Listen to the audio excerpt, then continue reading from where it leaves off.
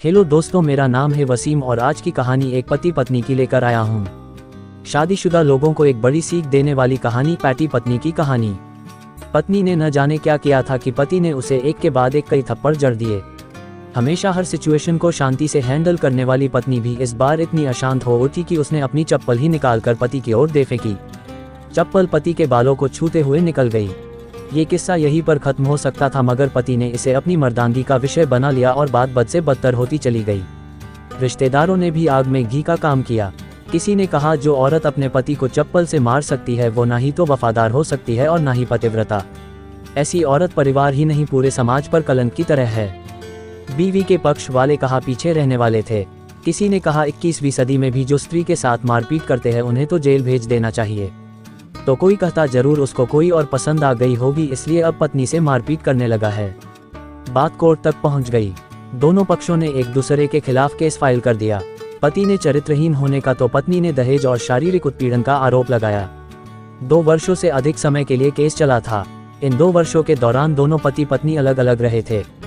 इन 2 वर्षों के दौरान दोनों पक्षों के समर्थकों की संख्या कम हो गई थी। पहले जहां दोनों पक्षों में समर्थकों का समूह होता था, अब गिने चुने लोग रह गए थे। पति और पत्नी दोनों की आर्थिक स्थिति भी इस समय के दौरान नीचे गिर चुकी थी। जिन्हें वो अपना शुभचिंतक समझ रहे थे, पैसों की बात आते ही उन्होंने भी अपना पलड़ा झाड़ लिया था। अगर कोई देने को राजी भी हुआ तो मोटे ब्याज की शर्त पर। आखिरकार वही हुआ जो सब चाहते थे, डाइवोर्स। हर कोई खुश था, दोनों पक्षों के रिश्तेदार, उनके माता पिता और दोनों के वकील। लेकिन 5 साल की सुखद शादी और एक सुंदर बेटी होने के बाद मिले इस डाइवोर्स से पत्नी मुक्त थी और पति शांत। शायद ये एक इत्तेफाक ही था कि इस खुशी को मनाने के लिए दोनों पक्ष के लोग एक ही चाय की टपरी पर बैठे, आमने सामने। इत्तेफाक इसलिए क्योंकि ज्यादातर लोग जो एक दूसरे के विरोध पक्ष को सपोर्ट कर रहे थे वे एक दूसरे को अच्छे से जानते भी नहीं थे। पति पत्नी भी इन सभी से दूर एक दूसरे के सामने मेज पर बैठे।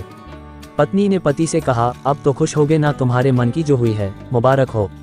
तुम भी तो आज जीत गई हो। मुझसे तलाक तो तुम्हें भी मिल गया है। Congratulations to you too. पति ने कहा, तलाक को तुम जीत का प्रतीक समझते हो? पत्नी ने पूछा। पति चुप रहा। थोड़ी देर की शांति के बाद पति ने कहा, मुझे तुम्हें 5 लाख रुपए अभी और हर महीने 8,000 देने का आदेश है।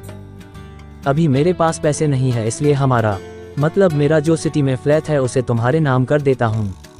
पत्नी बोली, लेकिन उस फ्लैट की कीमत तो 18 लाख की है। हाँ, लेकिन हमारी बेटी तुम्हारे साथ है और आगे जाके उसके खर्चे भी बढ़ेंगे, तुम्हें थोड़ी आसानी होगी। पति ने कहा, नहीं नहीं, मुझे सिर्फ 5 लाख ही देना और तुम हर महीने 8,000 तो देने ही वाले हो, मैं मैनेज कर लूंगी। अगर 5 लाख नहीं है तब भी कोई बात नहीं। पत्नी बोली। दोनों फिर से शांत हो गए। पति सोचने लगा, कितनी भोली और समझदार है ये औरत, जो कुछ समय पहले तक मेरी पत्नी थी और अब अनजान। ये वही है जो कम से कम खर्चे में घर चलाती और पैसे बचाकर मेरे जन्मदिन और बर्थडे पर हमेशा मेरे लिए नए कपड़े खरीद लाती। कभी बीमार भी हो जाती तो पैसे बचाने के लिए मुझे मालूम न होने देती और घरेलू नुस्खों से अपना इलाज कर लेती, मगर घर में कोई और बीमार होता तो तुरंत डॉक्टर के पास लेकर जाती। मेरी ही मति मारी गई थी, मैं ही अपनी झूठी मर्दानगी के चक्कर में इतनी बड़ी गलती कर बैठा। पत्नी के दिमाग में भी उथल पुथल चल रही थी। अभी भी वैसा का वैसा ही है, पहले भी खुद से ज्यादा हमारे बारे में सोचता था और अब भी वही कर रहा है। ये वही आदमी है जो मुझे एक्सीडेंट से बचाने के लिए खुद मोटरसाइकिल के आगे कूद पड़ा था और अपनी उंगली तुड़वा बैठा था। पता नहीं कौन सी मनहूस घड़ी में मैं झगड़ा कर बैठी। पति ने मौन तोड़ते हुए पूछा, अब तुम्हारे कमर का दर्द कैसा है? ज्यादा तकलीफ तो नहीं होती? पत्नी हल्का सा मुस्कुराई और बोली, अभी भी होता है, अब तो पेट में भी क्रैम्स उठते हैं। वो तो होगा ही, तुम योगा या कसरत भी तो नहीं करती हो। अब किसी गायनेकोलॉजिस्ट को जरूर दिखा देना। पति ने कहा, तुम बताओ, तुम्हारा अस्थमा कैसा है अब? क्या अब भी दौरे पड़ते हैं? पत्नी ने पूछा। हाँ पड़ते हैं, पहले से ज्यादा, क्योंकि अक्सर इन्हेलर भूल जाया करता हूँ, याद दिलाने के लिए तुम जो नहीं हो अब। पति बोला। पत्नी के आंखों में आंसू आ गए। वो बोली, तुम्हें मेरे चरित्र पर सवाल नहीं उठाने चाहिए थे, तो ये परिस्थिति आती ही नहीं। हाँ मैं जानता हूँ, तुम बहुत अच्छी हो, मुझसे गलती हो गई, बहुत बड़ी गलती। मैं लोगों के बहकावे में आ गया था। पति बोला, तुमने भी तो मुझ पर दहेज का इल्जाम लगाया था। वो बोला, गलत था और इस बात का मुझे भी पछतावा हुआ। पत्नी ने कहा। पति कुछ कहना चाह रहा था लेकिन हिचकिचा रहा था। पत्नी ने पूछा, कुछ कहना चाहते हो? वो बोला, क्या सब पहले जैसा नहीं हो सकता? क्या मतलब? पत्नी बोली, मतलब कि हम फिर से पहले की तरह पति पत्नी बनकर, सच्चे दोस्त बनकर नहीं रह सकते। पति बोला, पर ये डाइवोर्स के पेपर दिखाते हुए पत्नी ने कहा, फाड़ देते हैं। पति ने अपने पास रखे डाइवोर्स के पेपर फाड़ते हुए कहा, पत्नी ने भी अपने पास रखे पेपर फाड़ दिए। सभी हैरान थे, वकील, रिश्तेदार और माँ बाप। पति पत्नी दोनों एक दूसरे के हाथ में हाथ पकड़े अपने घर की तरफ चले गए।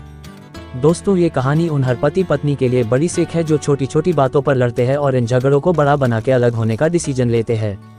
प्यार और झगड़ा तो एक सिक्के के दो पहलुओं की तरह है, दोनों को स्वीकार करना होगा, तभी ये पवित्र रिश्ता उसकी मंजिल तक पहुंच पाएगा। दोस्तों, आपको कहानी पसंद आई हो तो चैनल को सब्सक्राइब करें और वीडियो को लाइक करें। धन्यवाद।